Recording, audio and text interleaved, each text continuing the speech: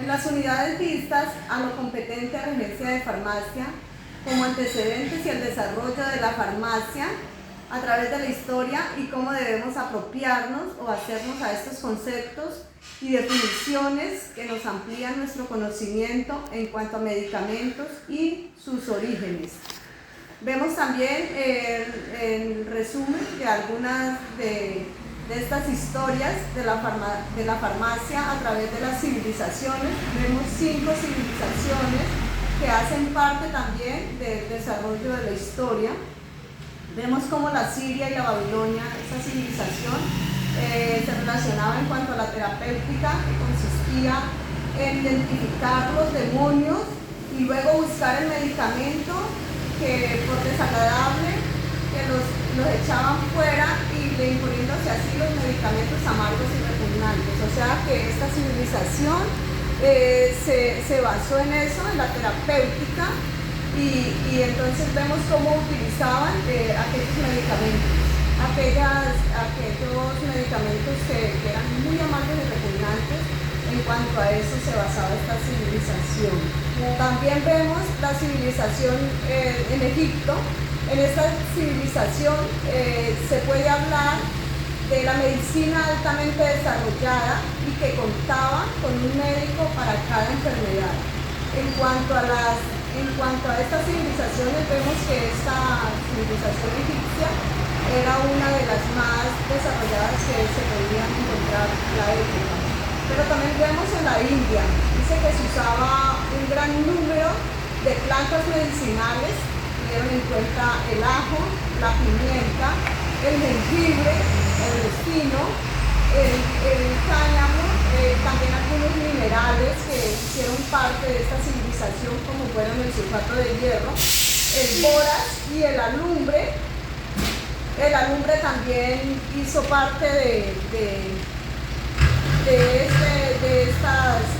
esta civilización y de aquellas cosas que se utilizaron allí, que también daban muy buenos resultados para sanar enfermos en estos tiempos.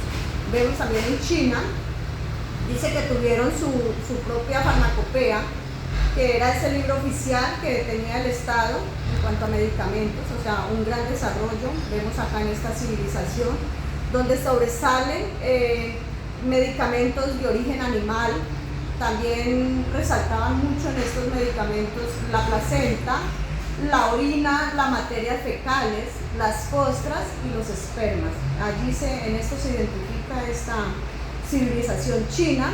Vemos también en Israel, también haciendo parte de esta civilización, de esta quinta civilización, que por su creencia en la existencia de un solo Dios, de quien depende la medicina, el Señor Yahvé, único dueño de la salud y de la enfermedad, a quien el hombre debe aceptar y acatar su voluntad. Entonces vemos también obrar allí en Israel, como Dios obraba y aún obra y hace grandes milagros también en las enfermedades. Vemos cómo se sana un cáncer, vemos cómo también allá cómo ellos ponían la fe en Dios y Dios hacía grandes cosas.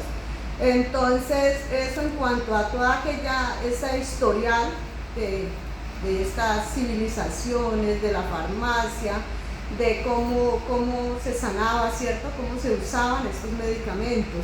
Pero si vamos a nuestro tiempo, entonces vemos un desarrollo grande en cuanto a la regencia de farmacia, en cuanto a los medicamentos, cómo se ha ido evolucionando, cómo el hombre ha ido enriqueciendo conocimiento y ha sacado nuevos medicamentos, ¿cierto? Y aún aquellas cosas naturales se usan todavía a nuestro tiempo.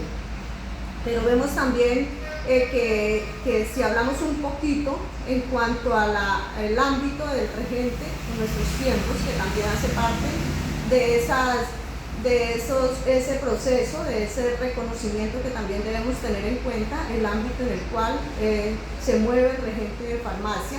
Entonces vemos que en el ámbito administrativo el regente de farmacia es responsable, eficiente de los recursos de gestión también.